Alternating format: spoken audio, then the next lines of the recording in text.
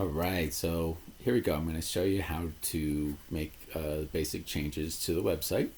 What we're working with here, of course, is WordPress, but we're using the Divi theme, which works in a similar way to the WP Bakery builder that I've seen you use on other sites that the ones we were working with.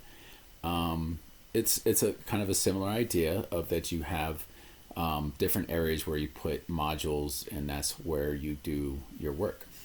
Divi has this wonderful front end builder, so I use it for just about everything, with a couple of exceptions we'll go over in a second. But basically, you log into your site and you go out to the front and you go to whatever page you want to change, and then you click on Enable Visual Builder. And you can also get here from any page on the back end by going to going to the page through your pages listing in your standard dashboard, and clicking on Edit, go to the back end of the editor, and then you'll see kind of a wireframe setup in the back end where you can click on the text module or whatever other thing you want to change, or you can click on the Edit on front end button. Okay, so what we have, the way it works, is the header and footer are controlled in a different place. That is kind of a new thing that allows a lot of really cool design control stuff. Whereas like this donate button and stuff, 6 months ago, that button would have been a nightmare for me to make. But now I could have 3 buttons in a row with a dancing bear video behind them and stuff, and it's just really easy. So but I'll show you where those are. But for right now, the basic things you need to know are that you have sections, which are kind of like where you want to control your background, right? So this blue outlined area is the section, and it has this image background that you can see by clicking on the gear icon, going to background. If you want to change this to an image, to a gradient, which I have it as a gradient gray color because that allows me to put a little gray over it to make the text more readable. So I did that, and then of course there's the place gradient above background image, and then I have the image itself, which if you want to change, just click on it, and standard WordPress upload file, or use a file that's already in your library. And then so that's how you set the background, and then inside of that section, there's a single row, and this row has a single column in it, and you can see the column structure right there. We could pick from any of those that are available. And then inside of there's a text module, and that's where we put our text, and then a donate button and a button module. And so to change the text, sometimes if you see where I hover here, it's got little gray area above and below. This is the margin, and this is the padding controls, which are also inside of the settings there, but they added these little just drag and drop ones. So like if I wanted to hover there and make a little more padding just by dragging, then I can do that. And that's on everywhere. So here in the blue, this is for the whole section. In any case, sometimes those little controls get in the way of where you want to click, but if I can see it, I can click in it, and then I can move the cursor anywhere, and I can just type whatever text that I want to type. And that's how you change that. So you can complete the dream. You just retype it. These 3 things here. This is a link. Obviously, if I double clicked on that, I can go into my link and change the URL. You can also, if you don't like doing it that way, I can click somewhere else, so it gives me back my settings option. Click on the settings, and then come down here, highlight my text from my link, and go into link. And it says it doesn't have a link here. Help build possibilities. That was supposed to go to the donate area, right? Seeing stuff every time. Let's go into text and make sure. It's not going anywhere. Okay, so I am going to link it to the the donate area. See, I underlined it because we need to have it go somewhere, right? So I'm going to do a little editing here just right in front of us. So I believe it goes to the donate area. So I'm just going to copy the link from the donate button, and you can tell me if this is wrong, okay? But I don't think that it is. But you let me know. So I highlight that, come over here, standard WordPress stuff, right? And there we go. All right, so that's now a link. I don't know why I would have underlined it if it wasn't supposed to be. In any case, text area inside and button modules inside of a row. And then down here we have another section that's blue because everything's going to be white background down here. So put a couple of different rows in here. And here I have a single row with a text module. Again, you can just click in here and just type whatever you want. Right? Or if when I click in there, it makes my settings controls go away. So I click somewhere else, and now I have my little settings controls. I can duplicate it. I can save it so that it's the same. I can paste it somewhere else on the website, trash it, or I have other controls over the styles, and I can do split tests and disable it, lock it. I can lock it so that you can't get at it. All right, but in any case, wow, this is the third time I've made this video because I keep messing up stuff, so I'm getting a little punchy. But in any case, there's my text module, and see, that one's a link. And here's my text to text, and you can make the whole module a link. You can change the background of it if I want it to be a color, like let's see here. Let's make it yellow, right? And then I would change the padding and have a nice yellow area. I don't want that. Okay. And then inside of each of these modules, rows and sections, there's design controls for, like this one's a text, so it's showing me, okay, the regular text, you can change colors, fonts, all that, shadows, alignment, all that kind of thing. You can do it separate for any of your H tags, H1, 2, 3, 4. You can change the sizing on it, so any of the alignment, width, various sizing options on anything that's on the site here. Spacing is where you get your padding and your margin. If you don't want to use the little drags, little things that show up when you hover over stuff. You can make borders, shadows, different kinds of image filters, transform things so that they're out of place and bigger and rotated, whatever. Animation stuff as far as how they come in when the page loads, and then there's more advanced CSS stuff and visibility options. We'll show you in a little bit. Transitions, positions, things, and scroll effects. This is brand spanking new. That's what I did with the bird and the canoe on the other site. Was done with this slightly confusing but really nifty thing. All right. So there you go. So there's a text module and a button module. And again, the button modules are just, you click on it, you put in your link, you put the word that you want to be inside the button, and you can control any of the design elements of the button if you want to control those, not just have them be the standard out of the box one. Down here we have the blog module. It's not the standard Divi blog module, it's a fancier one that I got outside of it, Divi blog extras. And so this is a separate row with a single column, and in this column here we have a text module that just says community center updates. That this one, see, it's a little tight for me to click in there. There, I got it.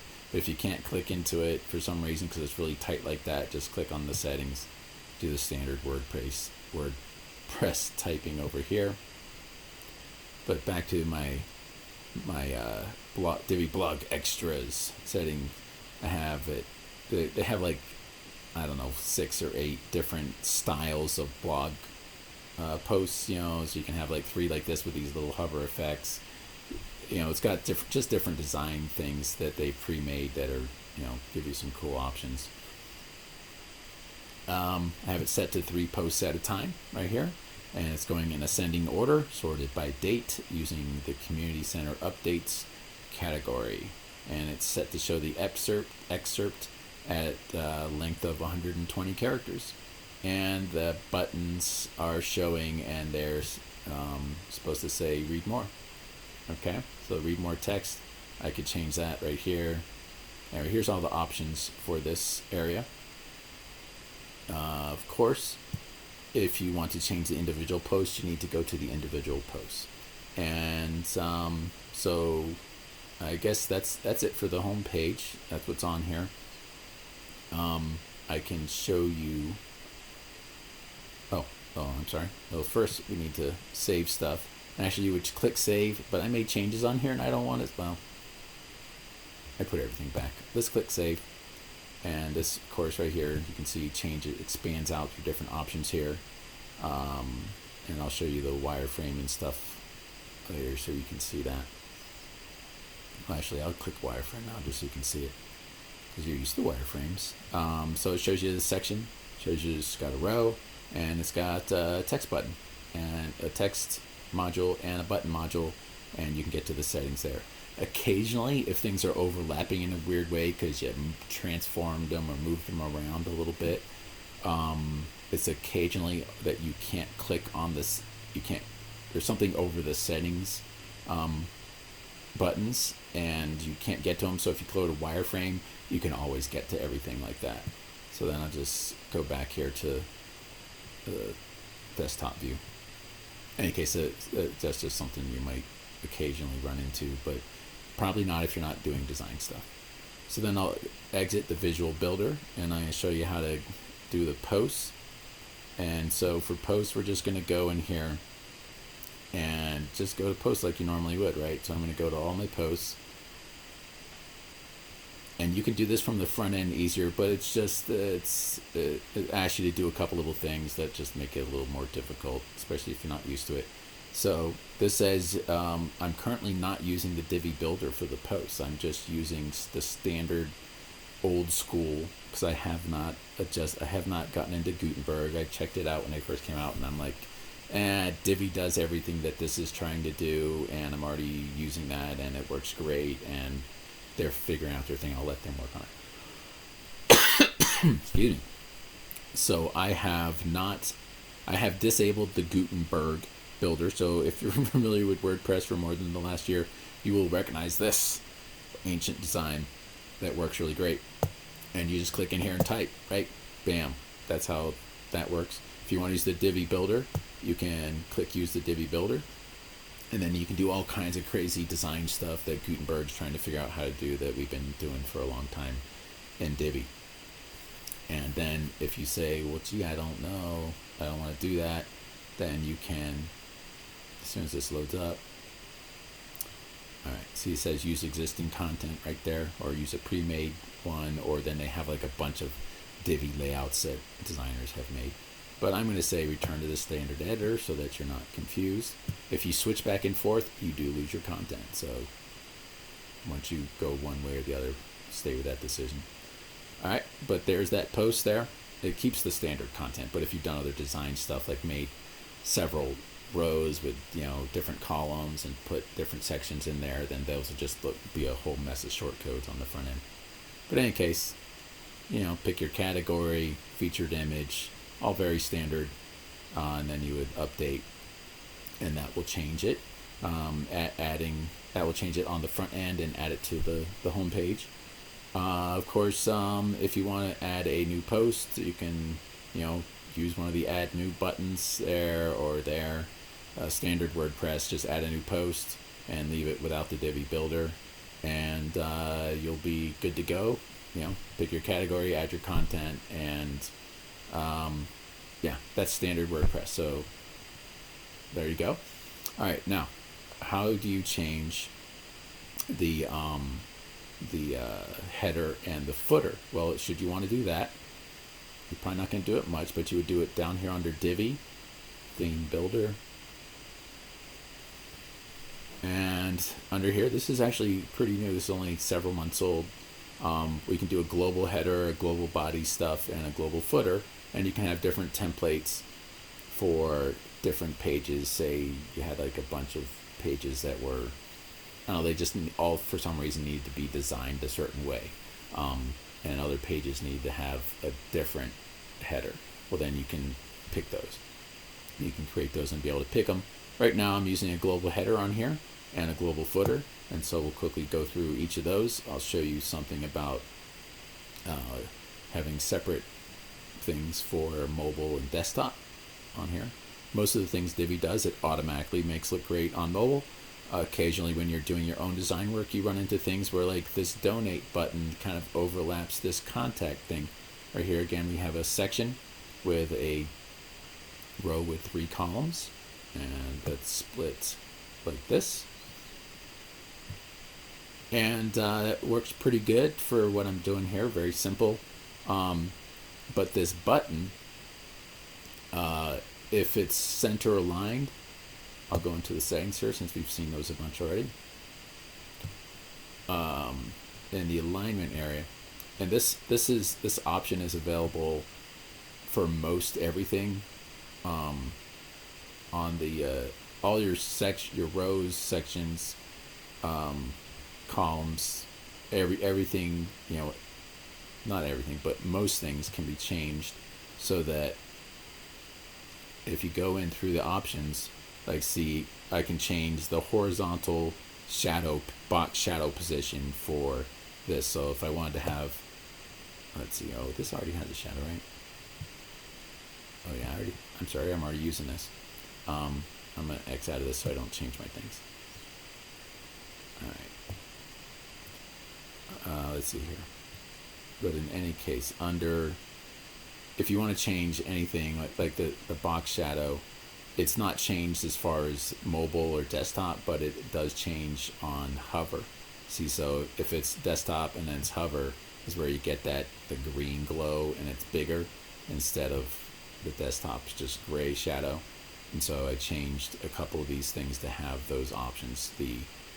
I used the transform is changed so it gets bigger, and the shadow color gets a different color when it's on mobile. But in this case, I need to do something today when I was looking at this, where I saw that it was still overlapping the white background of the menu just a little bit over the button. And so I clicked here onto the little phone icon, and it said, oh, you want it different for desktop and for tablet and phone? Yes, I do. On desktop, I needed it to be moved over there, because see, if it's over here or center aligned, it gets just a tiny bit of overlap. So I put it over there. There you go. Very simple. Tablet needs to be in the center, and phone, it needs to be in the center. And so that is what I did. And there you go. So that's how I fixed my little issue there in our global header. Again, so I'll save that. I don't need to, I probably want to, but I'm going to do it anyway. Because next time I open it, it'll tell me I have unsaved changes. And so that is saved. And then I hit that little X, and here's your footer just to show it to you. The footer is a section with a single row. See, look, it's telling me I changed stuff and I didn't save it. Section with a blue background. And right there is your background. Right, very simple. And then it has a row with a single column with a text module, and the text is right there. You can just type in there, and it doesn't look like I can fit it. I haven't shown you on anywhere in here that you can grab and just move this stuff, but you can. Okay. And I have the contact us down there. I don't want it there, of course. I want it back at the top, and in this single column row. But if I can't get to the words to type at them, I can click on the settings button and type in there. Save it. Here is a 2-column row with kind of this 2/3, 1/3 split. And it has a contact module here. And in this contact module, we have the text area for the title. success message if you want to use something other than the standard, and what do you want in the button. Here's the email address that it's sending the stuff to currently. It's my Gmail. We need to switch that. And here is the format of the message that it sends in the email generated from there. Right now we have the spam protection turned off, and you can all the other controls that you have here. So that's the contact form. Then you have a text area, a follow module, another text area for this stuff, which we need to update, and the new logo that I just put in this image module, which again, you just click on the image and standard WordPress, upload your image and save it. If you want it to be a link to somewhere, then you make it as a link. I didn't do that. And there you go. So there's your footer. So you could change any of this, and it changes across all of your pages and gives you a lot of design options that would be very difficult in a standard WordPress setting. All right, so save this. Did I show you the wireframe view? No, I can't remember. Let me show you the wireframe view. I think I did before, right? You click that if you can't get to something, or you want to see just what is on this page. Sometimes when you move things around, like that bird that's flying through on the other site now, is like, where is that? Is it over here? Where's the actual module that's controlling that? And it happens to be sitting in the center. But the first time I did it, I put it on the right hand side. And anyway, it was fun trying to learn how to do all that stuff. But this shows you where everything is, very basically. Go back to my desktop view. Everything's saved already. And there we go. All changes are saved. That is how you change the content on the site. To review very basically, you go to the page on the front end. You enter the visual builder, enable the visual builder, click into the area you want to change the type, and you're off and running. Save your changes down at the bottom, or do Control S. And I hope that answers your questions. If not, of course, you know where I am.